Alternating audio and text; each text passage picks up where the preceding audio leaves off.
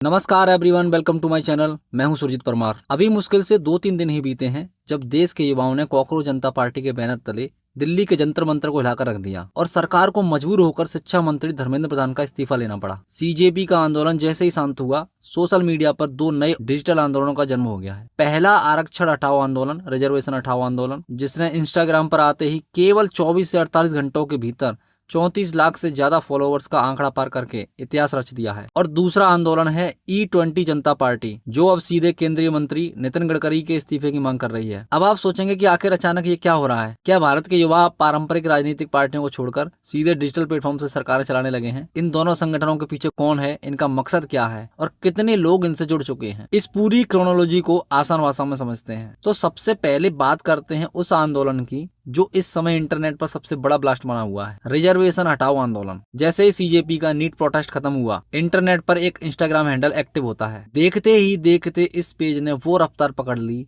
जो भारत के इतिहास में किसी राजनीतिक दल को नहीं मिली। मात्र 2 दिन के भीतर इस आंदोलन से 34 लाख से ज्यादा लोग डिजिटल रूप से जुड़ चुके हैं। आखिर ये मामला क्या है और ये क्यों शुरू हुआ? देखिए, भारत का जनरल कैटेगरी का युवा लंबे समय से कॉलेज एडमिशंस और सरकारी नौकरियों में कट ऑफ के भारी अंतर को लेकर अंदर ही अंदर निराशा महसूस कर रहा था। सीजेपी के आंदोलन ने युवाओं को यह सिखा दिया कि अगर सोशल मीडिया पर एकजुट हो जाओ तो बड़े से बड़े फैसले बदले जा सकते हैं। इसी फॉर्मूले को अपनाकर छात्रों ने यह डिजिटल मोर्चा खोला है। इनका मुख्य एजेंडा यह है कि जाति आधारित आरक्षण को पूरी तरह से खत्म किया जाए और उसकी जगह केवल आर्थिक आधार और योग्यता को ही पैमाना बनाया जाए। देखिए, ये ऐसा नहीं कह रहे हैं कि आरक्षण को पूरी तरह से खत्म कर दें, ये सिर्फ ये कह रहे हैं कि जाति के आधार पर जो आरक्षण है उसको खत्म कर दें।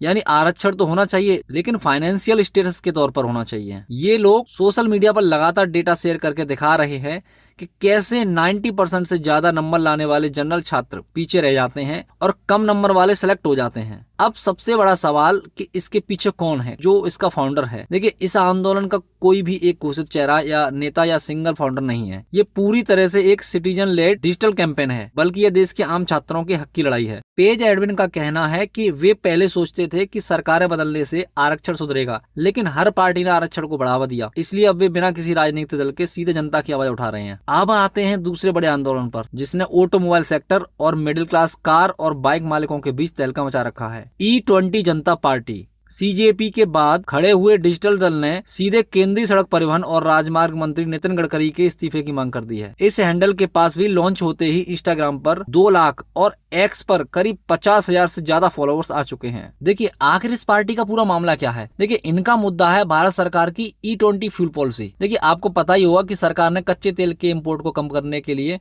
और प्रदूषण घटाने के लिए पेट्रोल में 20% एथेनॉल ब्लेंडिंग अनिवार्य कर दिया है।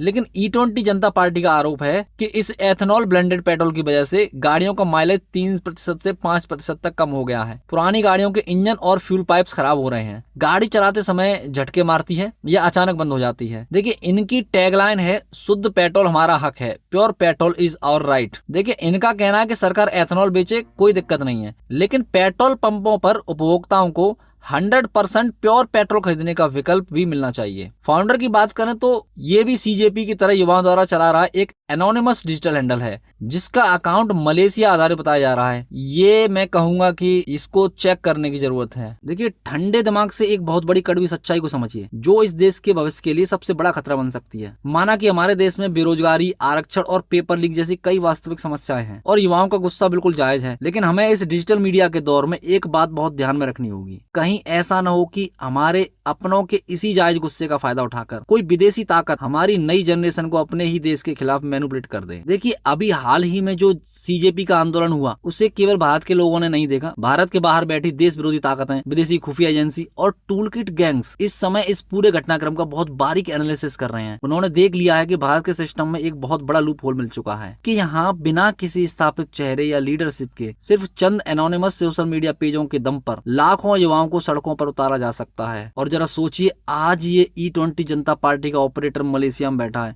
कल को कोई एंटी इंडिया ताकत इसी तरह का एक फर्जी और संवेदनशील पेज बनाएगी, डीप फेक और आर्टिफिशियल इंटेलिजेंस का इस्तेमाल करके फर्जी वीडियोस या फेक न्यूज फैलाएगी और हमारे देश के भावुक युवाओं को गुमराह करके किसी बड़े दंगे या सिविल अनरेस्ट की तरफ धकेल देगी। बिना किसी जवाबदेही के सोशल मीडिया का ये ऑरा इतना बढ़ गया है कि बाहर बैठा एक हैकर भारत के भीतर बैठे करोड़ों युवाओं के दिमाग को कंट्रोल कर सकता है। इसलिए समस्या चाहे जो भी हो, हमें डिजिटल मीडिया के इस दौर में बेहद अलर्ट रहना होगा। हर ट्रेंडिंग हैशटैग के पीछे आंख बंद करके भागने से पहले ये जरूर सोचना होगा कि इस आंदोलन की डोर किसके हाथ में है, भारत के किसी नागरिक के हाथ में है या फिर सीमा पार बैठे किसी दुश्मन के हाथ में। बाकी आप क्या सोचते हैं इस वीडियो पर? अपनी कीमती राय कमेंट बॉक्स में जरूर लिखें और यदि वीडियो पसंद आया हो तो चैनल को सब्सक्राइब कर लें, बेल आइकन दबाना ना भूलें। Thanks for listening, God bless you all. मिलते हैं अगले वीडियो में। नमस्कार, जय हिंद।